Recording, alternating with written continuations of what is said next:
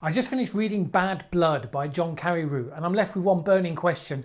How on earth could something like that happen? If you've not seen it, it's a true story about how one woman, Elizabeth Holmes, created a Silicon Valley sensation called Theranos. She was the new Steve Jobs, and even better, she was female. Powerful people were on the board. Two former US Secretary of States, Henry Kissinger and George Shultz. Elizabeth Holmes was feted by the Clintons and by the Obamas. Some of the true believers included some of the biggest names in business, such as Rupert Murdoch and the Walton family of Walmart fame. Theranos was going to bring the disruptive Silicon Valley approach to healthcare, and it was not only the way of the future, but it was also going to save lives. Unfortunately, it was a complete fraud.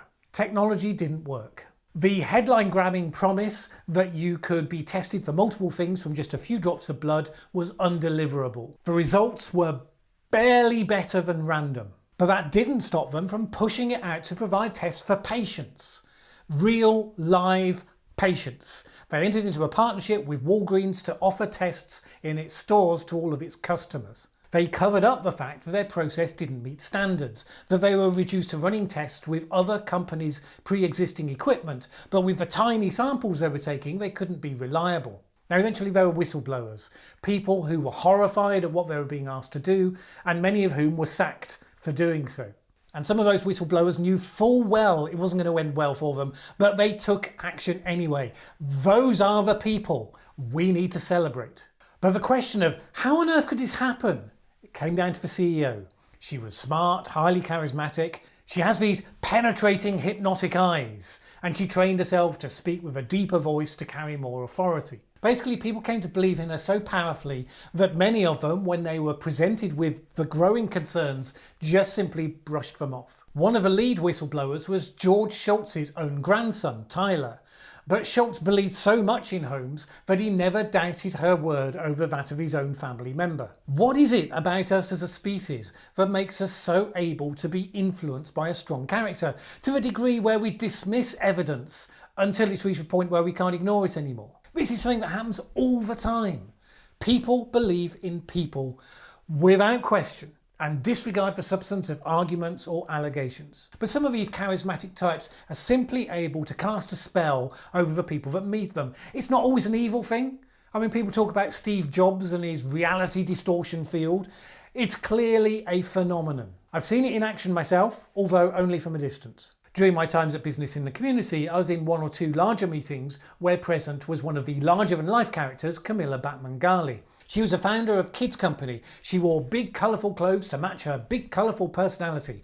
British Prime Ministers were charmed by her and utterly persuaded by her mission. Creative director of the BBC, Mallen chaired her board and was a total advocate. I didn't like her at all, but then I tend to have an immediate reaction to people I find to be egotistical and overly self-referential. I don't claim that to be any sort of special radar, because sometimes it has been completely wrong about people. But it didn't surprise me when it all unravelled, and it basically turned out that Kids Company was badly managed and utterly dysfunctional. Unlike Elizabeth Holmes, it was competence rather than criminality that was the issue, but the blind loyalty to the strong character at the centre of it was what came out powerfully. Kids Company had been able to muddle along for so long precisely because Prime Ministers were believers, so government funding was going to follow in spite of the observable red flags. And you might ask, what about these former Secretaries of State on the board of Theranos? And what about Alan Yentob? Wasn't the point of having these highly experienced characters that they would spot problems because of their wealth of experience? That may be the theory, but when I was at Business in the Community, we dealt a lot with the top chief executives, the great and the good,